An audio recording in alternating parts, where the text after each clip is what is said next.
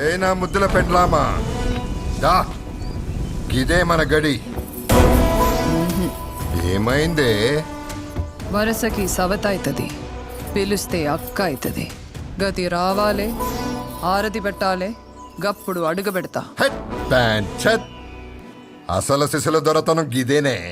దొరతనం అంటే గిట్లనే ఉండాలి. వస్తాది. ఏ మీరాబాయ్, నా పెద్ద పెండ్లామా, నీ సెల్లొచ్చిందే. తోడబుట్టింది కాదు, నేను తోలుకొచ్చింది. అచ్చి ఆరతి పట్టి లోపలికి పిలువవే నీ సెల్లిని. నేను బతికుండగానే మళ్ళొక పెళ్లి చేసుకున్నాడు తప్పు కాదా? హత్తేరికి తప్పొప్పుల గురించి నాకు చెప్తావే? నీ ముత్తాతకి 12 మంది పెండ్లాలు, నీ తాతకి 8 మంది పెండ్లాలు, గాడిదాకెందుకే? నీ అయ్యకు 5 పెండ్లాలు, నాకు 2రేనానే? గంత సౌకగున్నానే? నేను ఒప్పుకోనంటే ఒప్పుకుంటావా? ఈ భూమి మీదకెళ్ళి తప్పుకుంటావా? నన్ను ఒప్పిస్తావేమో, రుద్రంగి మందిని ఎట్లొప్పిస్తావు? బయటికొచ్చి మందికి చెప్పు, నీకు పిల్లలు పుట్టరని, నువ్వు గొడ్రాలు అని. నాకిప్పుడు 3వ నెల. నీకు 3వ నెల 30వ నెల అని ఎవడో అడగలే. వచ్చి కథలు పడకో. బయటికొచ్చి మందికి చెప్పు సమ్మతం అని.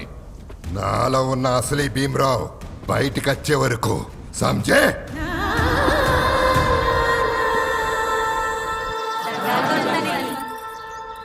రుద్రంగి ప్రజలకి వందనం.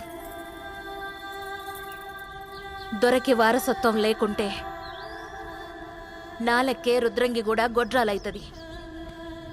మళ్ళా దొరని మనం చూడలేము. గందుకే నా సమ్మతంతోనే 2వ పెండ్లి జరిగింది. ఇండ్ల దొర తప్పేం లేదు. ఏ జ్వాలాబాయ్, నా పెద్ద పెండ్ల మీరాబాయ్ ఆరతి పట్నికి వచ్చింది. దా